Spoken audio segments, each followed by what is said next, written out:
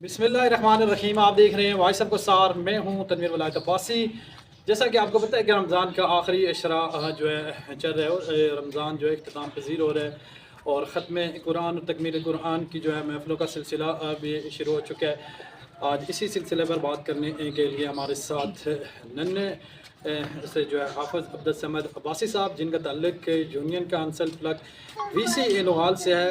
राशिद अब्बासी साहब के ये साहबजादे हैं। यकीनन ना सिर्फ इनके वालिदैन खुश नसीब हैं, ये ख़ुद जो है इनके लिए बहुत बड़े एजाज़ की बात है कि जिन्होंने ना सिर्फ कुरान मजीद को हिफ्ज़ किया और इस रमज़ान के अंदर जो है नमाज तरावी के अंदर जो है कुरान मजीद सुनाया। अस्सलाम वालेकुम हाफ़िज़ साहब।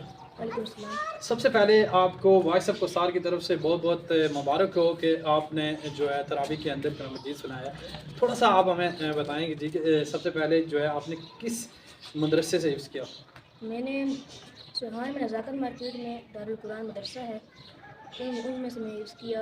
हमारे कार साहब का नाम है कारी आफ्ताब अहमद। अल्लाह का शुक्र है कि हम हिफ्ज़ की नौबत मिली और उन्होंने मेरे पर बहुत मेहनत की। अच्छा, आप सब जब आप दाखिल हुए तो कितनी एज थी? दाखिल हुआ तो मेरी तकरीबन 11 थी। 11 साल। स्कूल भी पढ़े? जी, मैं स्कूल ही पढ़ा। स्कूल कहाँ पढ़े? स्कूल में ये हमारे पास ये घर के पास एक स्कूल था, अरजा का। अच्छा, नोगाल से आपका ताल्लुक है, तो नोगाल में भी आप कोई स्कूल वगैरह पढ़े? नहीं, वहाँ पर नहीं पढ़ा।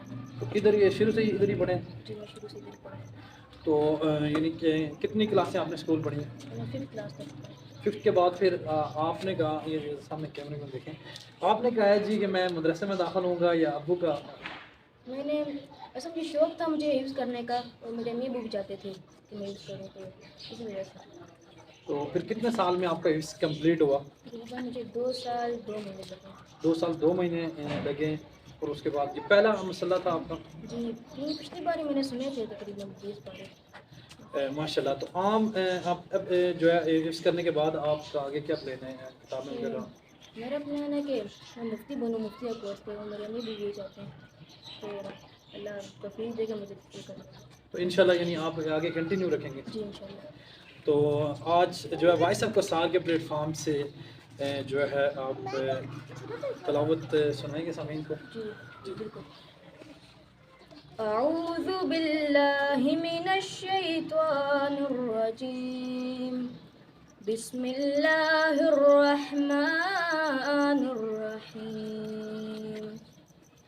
अलम नशरह लक सदरक व वज़अना अन्का विज़रक अल्लज़ी अन्क़ज़ ज़हरक व रफ़अना लक ज़िक्रक फ़इन्न मअल उसरि युस्रन इन्न मअल उसरि युस्रा फ़इज़ा फ़रग़त फ़ंसब व इला रब्बिक फ़रग़ब। सदक़ल्लाहुल अज़ीम। माशाल्लाह जी, बड़ी खूबसूरत आवाज़ भी है और बड़े खूबसूरत अंदाज में जो है इन्होंने तलावत की। यकीनन हम जो है बहैसियत इंसान दुनिया के अंदर दुनिया की रंगीनियों के लिए जिस तरह हर शख्स जो है इल्म हासिल करता है दुनियावी और दीनी, लेकिन इल्म वही है जो आपको मौत के बाद भी नफ़ा दे। बाकी जितनी भी ये दुनियावी जो डिग्रियाँ हैं ये फ़न है और यकीनन उसको भी हमें सीखना चाहिए। तमाम वालिदैन से मैं एक रिक्वेस्ट करूँगा कि आप अपने बच्चों को, यकीनन अगर आपके 2 या 3 बच्चे हैं तो एक बच्चे को ज़रूर जो है मदरसे में दाखिल करवाएं, हाफ़िज़ कुरान बनवाएं। आप सल्लल्लाहु अलैहि वसल्लम का फरमान है कि एक हाफ़िज़ कुरान जो है वो 70 उन लोगों की सिफारिश करेगा जो जिनके ऊपर जहन्नम वाजिब हो चुकी होगी। तो यकीनन मैं समझता हूँ कि ना सिर्फ ये हाफ़िज़ साहब के लिए बड़े एजाज़ की बात है। मैं फिर यहाँ खराज तस्लीम पेश करूँगा इनके वालिद मोहतरम राशिद अब्बासी साहब को जी कि जिन्होंने ये इनकी सिलेक्शन की जी कि मैं ये बच्चा जो है अल्लाह के रास्ते में और मस्जिद के अंदर दाखिल करवाया और उसके बाद 2 साल के अंदर ना सिर्फ बच्चे ने बड़ी मेहनत की, उन उस्ताद इकराम की भी यहाँ मैं ज़िक्र करूँगा। मैं उनको भी खराज तस्लीम पेश करूँगा कि जिन्होंने इतने खूबसूरत अंदाज में इस बच्चे को तैयार किया। तो हम उम्मीद امید کرتے ہیں کہ آج جو ہے بعض نماز تراویح تکمیل قرآن کی محفل ہوگی، اس میں بھی جو ہے آج پروگرام ہوگا مسجد میں، وہ بھی وائس آف کسار کے پلیٹ فارم سے میں جو ہے لائیو ریکارڈ کروں گا۔ اگلی پروگرام تک ہمیں اجازت دیجیے، اللہ حافظ۔